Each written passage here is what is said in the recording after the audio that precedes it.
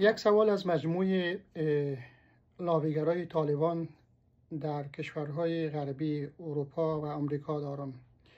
شما افغانستان را ترک کردین به دلایلی که نگرانی از رفتار طالب داشتین، اما امروز با طرز تفکر طالب در کشورهای غربی زندگی میکنین و از رفتار طالب حمایت میکنین و برای طالبان لابیگری میکنین و طرز تفکر طالبان را تقویت میکنین.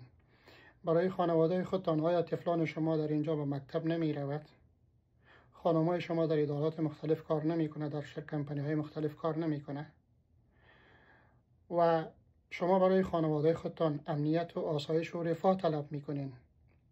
از تمام خدمات و سهولت هایی که در کشورهای غربی زندگی میکنین برخوردار هستین، اما طرز تفکرتون با چنین زندگی سازگار نیست. برای خانواده خود آسایش و رفاه طلب بکن و برای خانواده‌ای که در افغانستان زندگی میکنه تاریکی، جهالت، ظلم، استبداد، برای اینها این چگونه طرز تفکری است که شما در کشورهای غربی زندگی میکنین و برای طالبان سفید نمایی میکنین و دفاتر به دفاتر میگردین تا بتانین روابط طالبان دوباره با کشورهای دیگه تأمین بکنین.